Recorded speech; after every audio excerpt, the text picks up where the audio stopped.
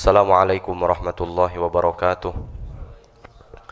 Bismillahi walhamdulillahi wassalatu wassalamu ala rasulillah Muhammad ibn Abdillah wa ala alihi wa sahbihi wa man tabi'ahu dahu wa walah wa ba'du. Hadirin jamaah salat zuhur jamaah Masjid Al-Maghfirah yang dimuliakan Allah subhanahu wa ta'ala. Alhamdulillah pada kesempatan siang hari ini kita diberikan kenikmatan yang luar biasa oleh Allah subhanahu wa ta'ala melaksanakan segala aktivitas ibadah kita, salat zuhur berjamaah. Mudah-mudahan seluruh aktivitas ibadah kita baik yang fardu maupun yang sunnah diterima oleh Allah subhanahu wa ta'ala serta dijadikan sebagai catatan kebaikan kita pada hari kiamat kelak. Amin ya rabbal alamin. Alhamdulillah telah hadir bersama kita guru kita Al-Ustadz Haji Muhammad Alwan MA yang pada kesempatan siang hari ini insyaallah kita sama-sama akan mengikuti kajian dari beliau yang sejatinya pada kesempatan siang hari ini yang harusnya mengisi ialah guru kita Kiai Haji Dr. Andes Muhammad Lutfi Zawawi, namun beliau berhalangan hadir digantikan oleh menantu beliau yaitu guru kita Al-Ustadz Haji Muhammad Alwan MA. Mudah-mudahan apa yang kita pelajari pada kesempatan siang hari ini mendapatkan berkah dan manfaat dari Allah subhanahu wa ta'ala. Amin ya rabbal alamin. Hadirin, mari sama-sama kita niatkan i'tikaf di dalam masjid ini. Bismillahirrahmanirrahim. Nawaitul i'tikafa fi hadzal masjidi madumtu fihi sunnatan lillahi ta'ala. Bagi jamaah atau hadirin yang ingin mereview atau mengulas kembali kajian kita pada kesempatan siang hari ini, bisa ke channel YouTube Al-Maghfirah BP Jam Sostek. Silahkan di subscribe, di like dan di share sebanyak-banyaknya. Juga jangan lupa dinyalakan lonceng notifikasinya agar tidak ketinggalan video-video terbaru dari kami. Terima kasih, mohon maaf, hadanallahu wa iyyakum ajma'in. Assalamualaikum warahmatullahi wabarakatuh. Assalamualaikum warahmatullahi wabarakatuh. Alhamdulillahi rabbil alamin wa bihi nasta'in ala umurid dunya waddin. Wassalatu wassalamu ala imamil anbiya'i wal muttaqin sayyidina wa habibina wa syafi'ina wa maulana Muhammadin wa ala alihi wa sahbihi ajma'in. Allahumma salli wa sallim ala sayyidina Muhammadin miftahi babi rahmatillah adada ma fi ilmillah salatan wa salaman daimaini bidawami mulkillah wa ala alihi wa sahbihi wa mawalah la hawla wa la quwwata illa billah. Hadirin jamaah yang mudah-mudahan dimuliakan oleh Allah subhanahu wa ta'ala, sebelum kita mulai pengajian kita pada siang hari ini, marilah kita buka dengan membacakan Ummul Quran Suratul Fatihah. Kita berharap kepada Allah dengan keberkahan, dengan kemuliaan yang ada dalam Suratul Fatihah. Mudah-mudahan kita dijadikan orang-orang yang mencintai ilmu dan bertambah pula kualitas keilmuan kita, sehingga dengan ilmu yang kita miliki kita senantiasa mendekatkan diri kita kepada Allah subhanahu wa ta'ala. Yang kedua, kita minta kepada Allah dengan keberkahan Suratul Fatihah. Mudah-mudahan guru-guru kita, orang tua kita senantiasa diberikan kesehatan oleh Allah subhanahu wa ta'ala. Adapun mereka yang telah berpulang kepada Allah, kita berharap mudah-mudahan kubur mereka dijadikan raudhah min riyadil jannah. Ala hadhihi niyat wa ala kulli niyatin salihah. Al-Fatihah. A'udzu billahi minasyaitonir rajim. Bismillahirrahmanirrahim. Alhamdulillahi rabbil alamin. Ar-Rahmanir Rahim. Maliki yaumiddin. Iyyaka na'budu wa iyyaka nasta'in. Ihdinas siratal mustaqim. Siratal ladzina an'amta 'alaihim ghairil maghdubi 'alaihim waladdallin. Amin. Rabbighfir lana wa liwalidayna. Amin. Hadirin jamaah yang mudah-mudahan dimuliakan oleh Allah subhanahu wa ta'ala, kita bersyukur kepada Allah subhanahu wa ta'ala karena kita dipertemukan kembali dengan bulan yang penuh dengan kemuliaan, bulan yang penuh dengan keagungan, yaitu bulan kelahiran baginda Nabi besar Muhammad sallallahu alaihi wasallam. Sudah sangat pantas hadirin jamaah sekalian, perjumpaan kita dengan Rabiul Awal, perjumpaan kita dengan bulan kelahiran Rasulullah menjadi momentum, menjadi kesempatan untuk kita senantiasa meningkatkan keimanan, kecintaan, ketaatan kepada baginda Nabi besar Muhammad sallallahu alaihi wasallam. Karena sejatinya hadirin jamaah sekalian, ketaatan kita kepada Allah tidak akan diterima bila tidak dibarengi dengan ketaatan kepada baginda Nabi besar Muhammad sallallahu alaihi wasallam. Begitu pula keimanan, kecintaan kita kepada Allah tidak akan diterima bila tidak dibarengi dengan kecintaan kepada baginda Nabi besar Muhammad sallallahu alaihi wasallam. Sehingga Allah nyatakan dalam Al-Qur'an. Apa kata Allah dalam Al-Qur'an? Atiullaha wa atiur rasul. Ya, kata Allah, taatlah kalian kepada Allah dan di waktu yang bersamaan taat pula kepada Rasulullah sallallahu alaihi wasallam. Kalau kita lihat apa yang dijelaskan oleh para ulama, hadirin jamaah sekalian, dua perintah ini ya dipisah dengan kata sambung berupa wawu yang artinya dan, yang oleh para ulama ini dimaknai bahwasanya perintah yang pertama dengan perintah yang kedua enggak boleh dipisah. Ya, atiullaha, taatlah kalian kepada Allah, dan atiur rasul, taat pula kepada Rasulullah sallallahu alaihi wasallam. Dua perintah ini enggak boleh dipisah. Limutlaqil jam'i, harus berjalan berbarengan antara perintah yang pertama dengan perintah yang kedua. Gak bisa orang hanya bilang saya taat aja sama Allah, sama Rasulullah entar-entaran aja. Saya hanya berpegang dengan Al-Quran aja, sama hadis Rasulullah entar-entaran aja, nggak bisa. Justru orang bila mana dia punya keyakinan yang demikian akan rusak keberagamaan dia kepada Allah subhanahu wa ta'ala. Contoh kecil misalnya, bila mana dia hanya taat kepada Allah, hanya berpegang pada Al-Quran, namun meninggalkan Rasulullah, meninggalkan hadis Rasulullah. Dalam Al-Quran ketika Allah perintahkan sholat, bagaimana Allah nyatakan? Aqimus sholat, dirikan sholat. Tanpa Allah memberikan penjelasan zuhur berapa rakaat, asar berapa rakaat, dan kaifiat sholat seperti apapun tidak dijelaskan oleh Allah subhanahu wa ta'ala. Nah, yang jelaskan bagaimana? Yang jelaskan siapa? Ya Rasulullah sallallahu alaihi wasallam. Apa kata Rasulullah? Sallu kama ra'aitumuni usolli, salatlah kalian sebagaimana aku salat, kata Rasulullah sallallahu alaihi wasallam. Nah, ini jadi satu bukti bahwasanya posisi Rasulullah, posisi hadis Rasulullah punya peran penting dalam agama karena memberikan penjelasan akan apa-apa yang belum dijelaskan oleh Allah subhanahu wa ta'ala dalam Al-Quran. Nah, sehingga Allah nyatakan demikian, ya atiullaha wa atiur rasul, taatlah kalian kepada Allah dan di waktu yang bersamaan taat pula ya kepada Rasulullah sallallahu alaihi wasallam. Artinya tidak akan pernah ya dipisah ketaatan seseorang kepada Allah, melainkan ya harus beriringan, bergandengan dengan ketaatan kepada baginda Nabi besar Muhammad sallallahu alaihi wasallam. Hadirin jamaah yang mudah-mudahan dimuliakan oleh Allah subhanahu wa ta'ala, para sahabat-sahabat Rasulullah manakala mereka sudah mendapatkan perintah ini, taat kepada Allah dan taat kepada Rasulullah, mereka menjadi orang yang begitu memiliki ketaatan yang luar biasa kepada Rasulullah sallallahu alaihi wasallam. Kehidupan mereka, hari-hari mereka dihiasi dengan penuh kecintaan kepada baginda Nabi besar Muhammad, ya, dengan penuh ketaatan yang sempurna kepada Rasulullah sallallahu alaihi wasallam. Mengapa demikian, hadirin jamaah sekalian?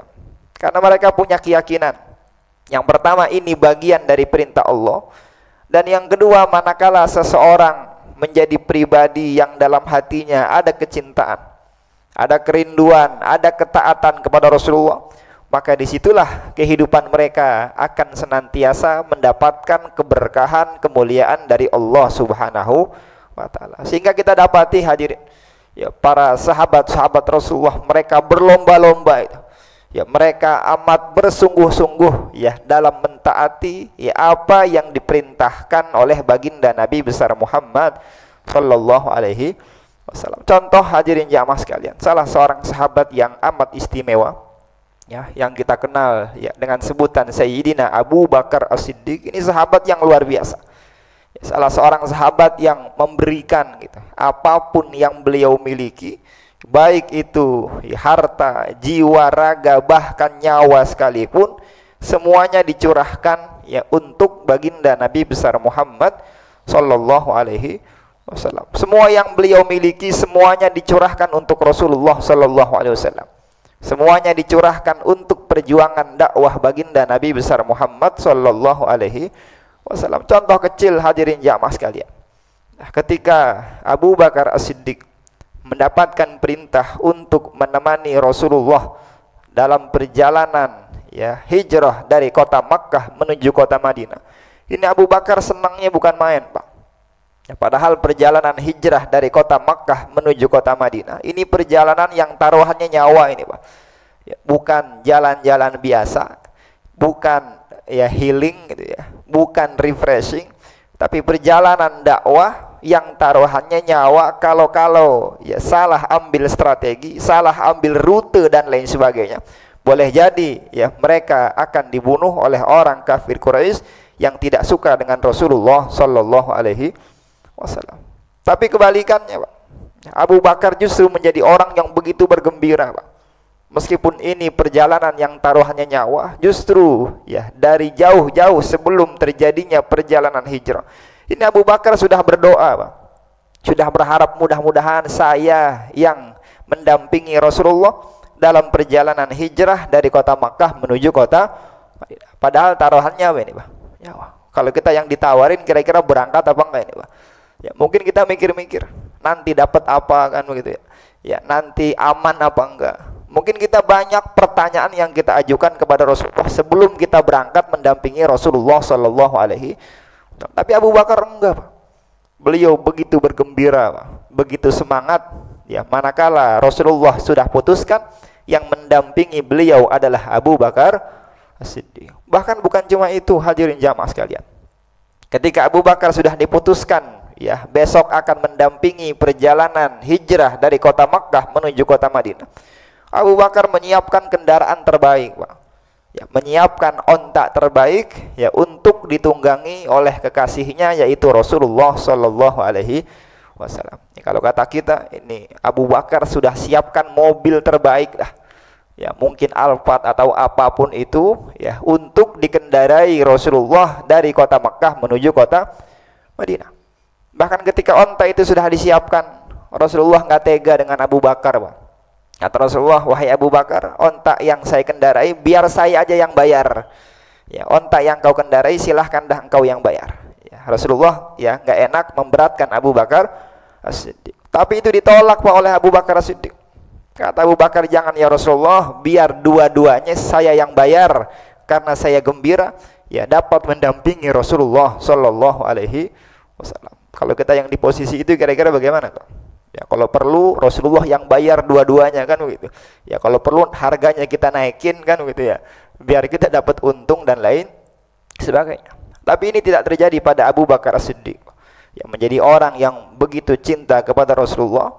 Ya, ketika diminta untuk mendampingi Rasulullah dalam perjalanan yang amat sangat berat, beliau amat sangat bergembira, bahkan beliau menyiapkan kendaraan terbaik untuk ditunggangi oleh baginda Nabi besar Muhammad sallallahu alaihi wasallam. Berangkat Rasulullah ya dari kota Makkah menuju kota Madinah. Ya, sebagaimana kita tahu dalam pelajaran sirah, Rasulullah sempat transit sebentar ya di Goa Thur untuk ya menghilangkan ya perhatian orang kafir Quraisy yang kala itu lagi memburu Rasulullah sallallahu alaihi wasallam. Naik ke atas goa. Ketika hendak keduanya masuk ya ke dalam goa, Abu Bakar bilang kepada Rasulullah dengan mengatakan, ya Rasulullah, kau jangan masuk dulu, biar saya dulu yang masuk ke dalam goa agar saya bisa pastikan keadaan di dalam goa aman, nyaman, steril dari binatang buas dan lain sebagainya. Luar biasa, Pak. Ya, jadi Abu Bakar pengen pastikan dulu ini.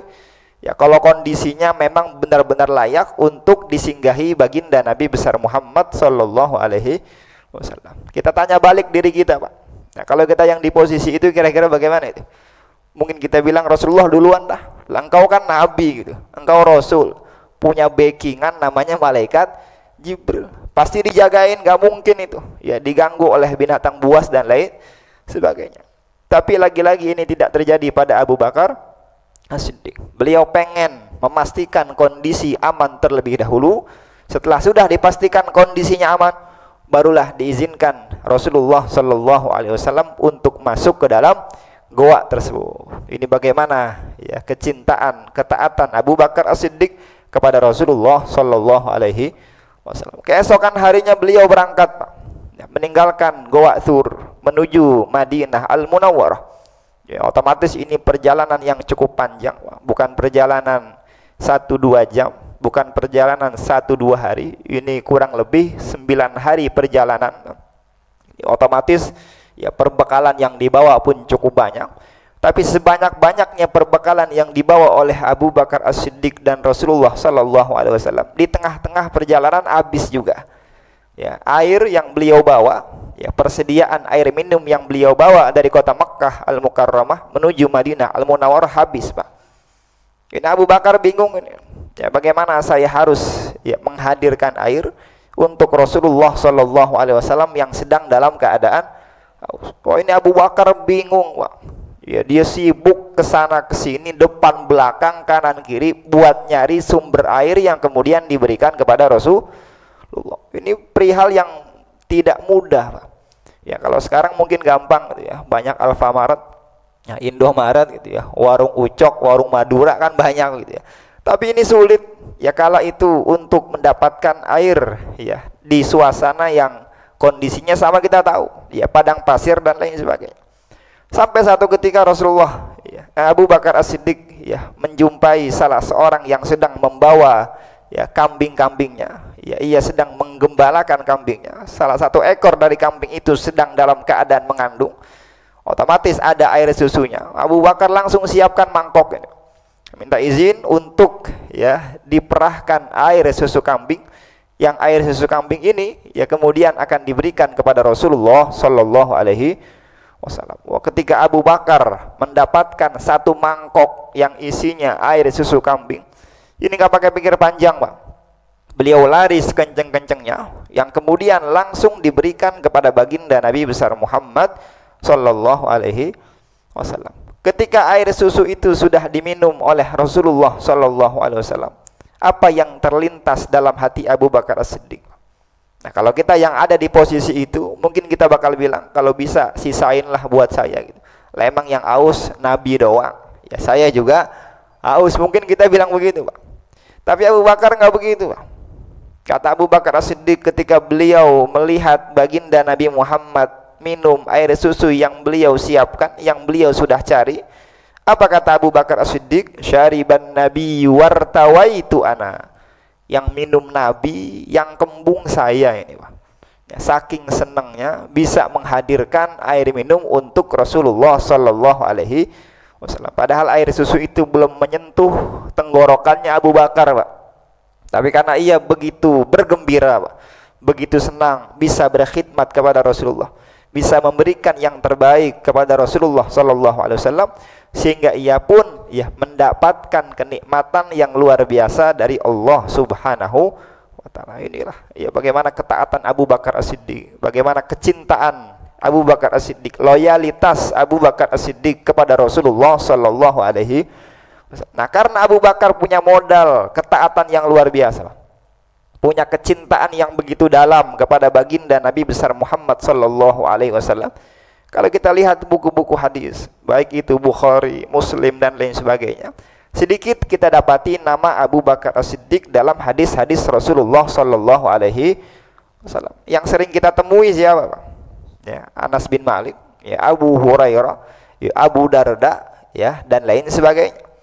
Sedikit kita dapati nama Abu Bakar As-Siddiq. Tapi ada satu hadis yang begitu istimewa, di mana Rasulullah menyanjung, memberikan satu kemuliaan kepada Rasulullah, kepada Abu Bakar As-Siddiq. Apa kata Rasulullah Sallallahu Alaihi Wasallam? Kullu ma sabbahullahu fi qalbi sababtuhu fi qalbi Abi Bakrin illa darajatan nubuwah, atau kama qala Rasulullah Sallallahu Alaihi Wasallam. Kata Rasulullah, segala sesuatu yang Allah berikan kepada diriku, aku berikan pula kepada Abu Bakar As-Siddiq, kecuali derajat pangkat kenabian. Jadi berbagai macam kemuliaan yang Allah berikan kepada Rasulullah, ternyata Rasulullah berikan pula kepada siapa, Pak? Abu Bakar. Ya, keberkahan yang Allah tumpahkan kepada Rasulullah Sallallahu Alaihi Wasallam, ternyata diberikan pula kepada siapa? Abu Bakar.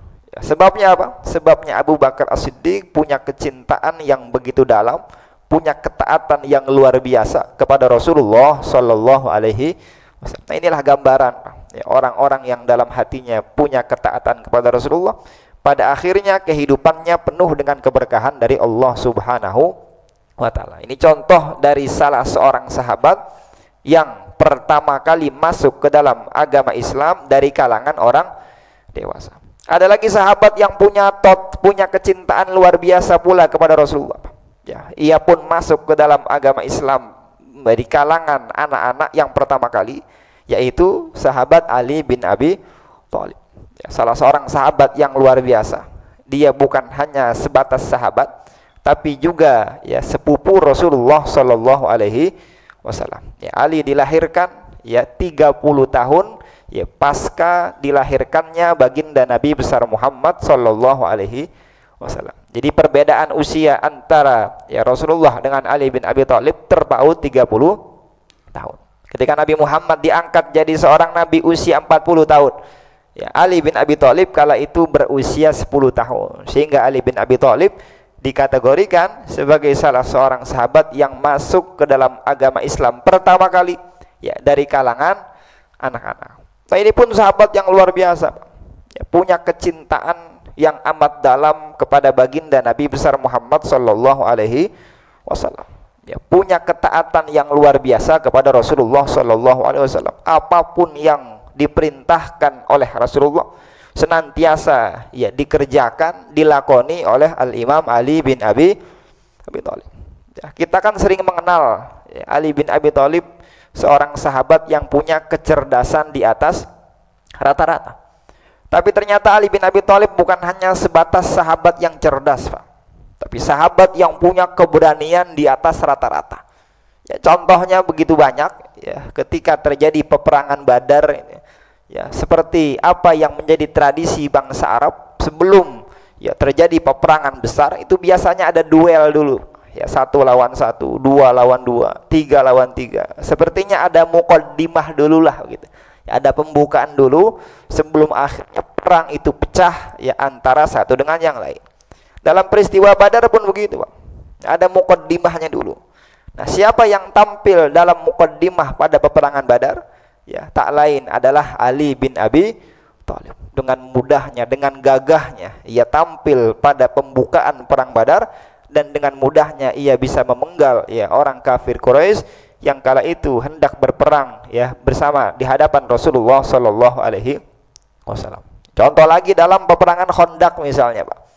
Ya, dalam peperangan Khandaq kita tahu Rasulullah membuat parit begitu panjang. Ya, harapannya biar orang kafir Quraisy yang jumlahnya begitu banyak, ya kurang lebih 10.000 sampai 12.000 ya pasukan kafir Quraisy yang telah berkoalisi dengan Yahudi dan lain sebagainya. Dibuatlah parit biar mereka nggak bisa masuk. Tapi karena jumlah mereka banyak, ya tetap aja ya ada dari mereka yang berhasil lolos, ya, yang berhasil menyelinap sampai akhirnya masuk ya ke kota Madinah Al-Munawwarah. Ya, ketika ini masuk ya ke kota Madinah Al-Munawwarah, namanya Amr bin Wud. Ini kebetulan ya dia jawara kota Makkah gitu ya. Orang yang punya sepak terjang begitu panjang dalam dunia peperangan. Oh, dengan sombongnya dia bilang karena emang dia senang gitu ya bisa berhasil melewati itu parit. Dengan bangganya, dengan sombongnya dia menantang sahabat-sahabat Rasulullah Shallallahu Alaihi Wasallam. Ketika dia nantang sahabat-sahabat Rasulullah, Ali bin Abi Thalib dengan ya beraninya dia izin kepada Rasulullah untuk menghadapi Amr bin Wud yang badannya gede banget. Padahal Ali bin Abi Thalib kala itu usianya masih 30-an.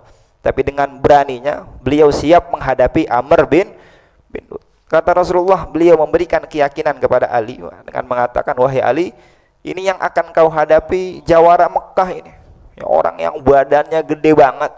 Apa iya kau siap, kau berani menghadapi orang ini, menghadapi Amr bin Wud? Apa jawab Ali bin Abi Thalib? Dia Amr bin Wud dan saya adalah Ali bin Abi Thalib.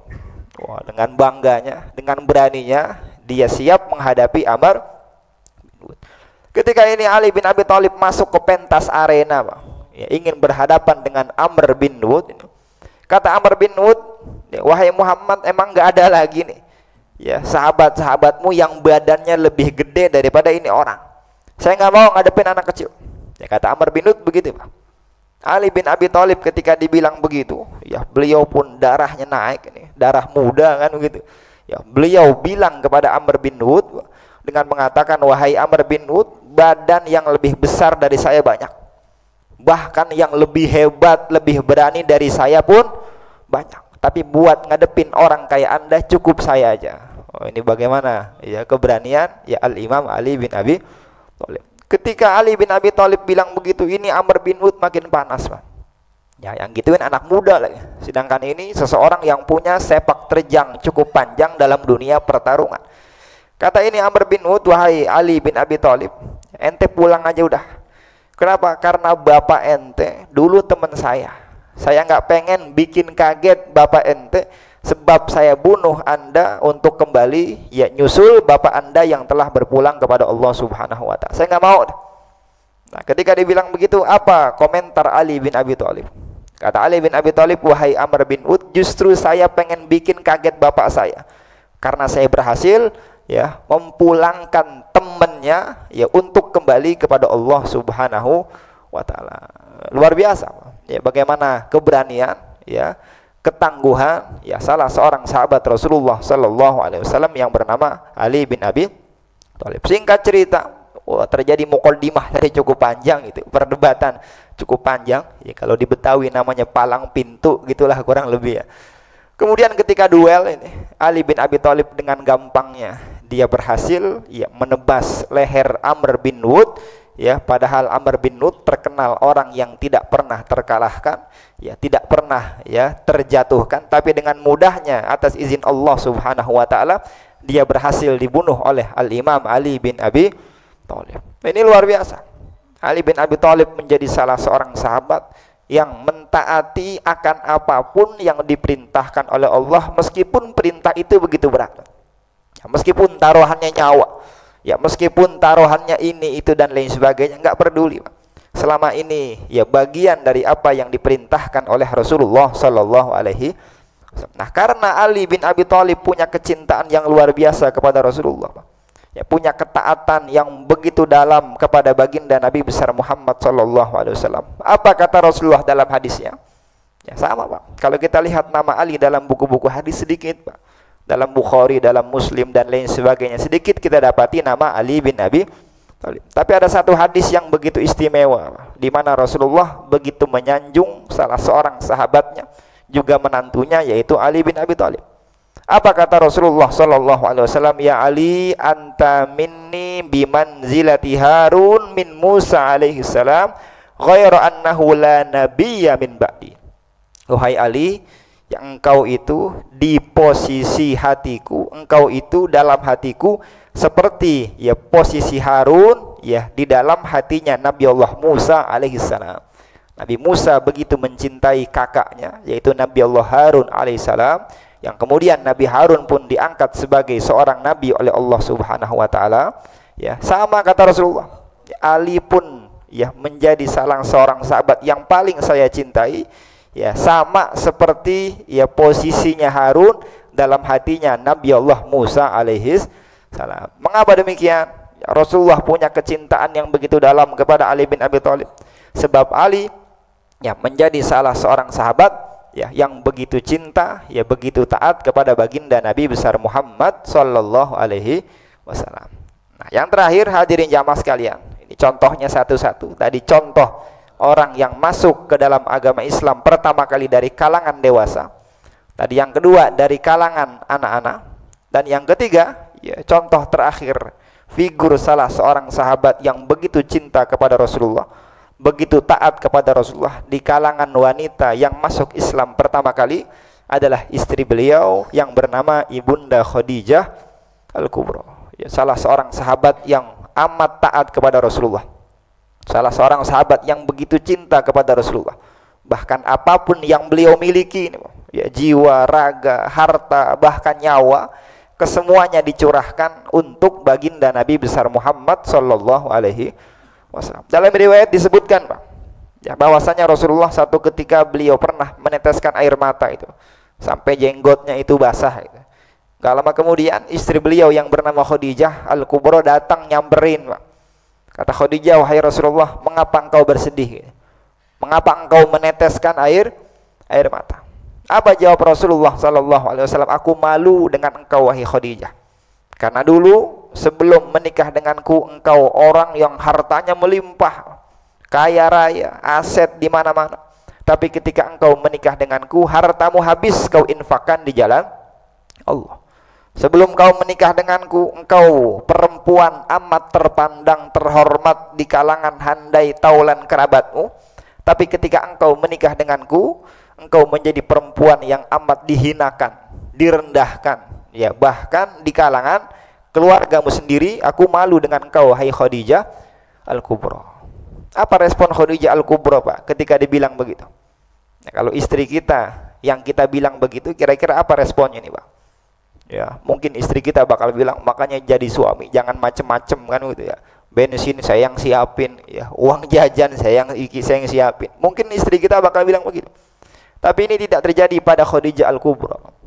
Ketika Rasulullah bilang seperti tadi, Khadijah Al-Kubra, ya, dengan senang hati beliau mengatakan, "Wahai Rasulullah, jangan kau berkata demikian, karena aku begitu bergembira dapat membersamai dakwah Rasulullah sallallahu alaihi wasallam." Jadi Khadijah nggak pernah nuntut balik, nggak pernah minta apapun, melainkan beliau, ya, hanya berharap, ya, syafaat dari Rasulullah sallallahu alaihi wasallam. Nah, karena Khadijah punya kecintaan yang luar biasa, Pak, punya ketaatan yang begitu dalam kepada Rasulullah sallallahu alaihi wasallam, apa Rasulullah sampaikan dalam hadisnya? Nah, kata Rasulullah, Allah Subhanahu wa taala di dalam surga, ya, menciptakan istana yang terbuat dari mutiara, dan ini dikhususkan untuk Khadijah Al-Kubra. Jadi di dalam istana, kata Rasulullah, Allah sudah siapkan istana. Dalam surga sudah Allah siapkan istana, Pak. Padahal masuk surga aja udah nikmat ini, Pak. Ini di dalam surga disiapkan istana. Dapat istana aja udah nikmat. Tapi ini istana dibuat dari mutiara, Pak. Ya, bukan dari beton, ya, semen 3 roda, pasir dan lain sebagainya, bukan. Tapi dibuat dari mutiara.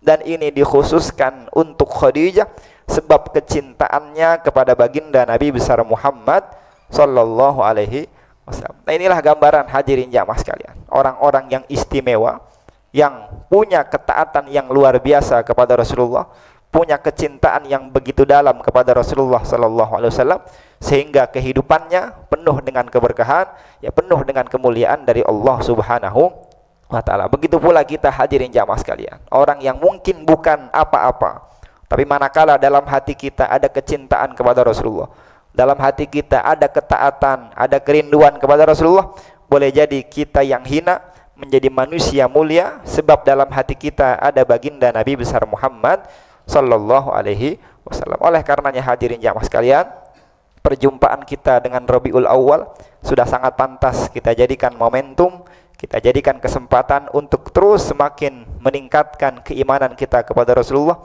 meningkatkan kecintaan kita kepada Rasulullah, dan yang tidak kalah penting, meningkatkan ketaatan kita kepada Rasulullah.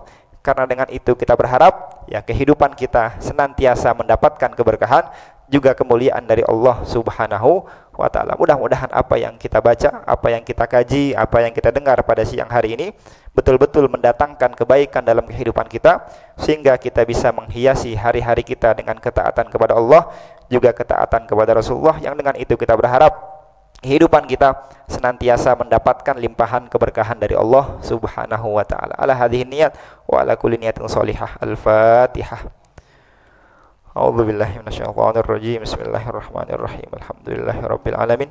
Arrahmanir rahim. Maliki yaumiddin. Iyyaka na'budu wa iyyaka nasta'in. Ihdinas siratal mustaqim. Siratal ladzina an'amta 'alaihim ghairil maghdubi 'alaihim waladdallin. Amin. Rabbana atina fid dunya hasanah wa fil akhirati hasanah wa qina adzabannar wa adkhilnal jannah ma'al abrar. Ya Aziz ya Ghaffar ya Sattar ya Rabbal alamin. Allahumma kama ja'alta nabiyyana Muhammad syafi'an li dhunubina faj'alhu imadan lana fi hayatina wa ba'da mamatina faj'alhu imadan lana fi hayatina wa ba'da mamatina faj'alhu imadan lana fi hayatina wa ba'da mamatina wa sallallahu ala sayyidina Muhammad an-nabiyil ummi wa alihi wa sahbihi wasallam walhamdulillahi rabbil alamin. Kurang lebihnya mohon maaf. Wassalamualaikum warahmatullahi wabarakatuh.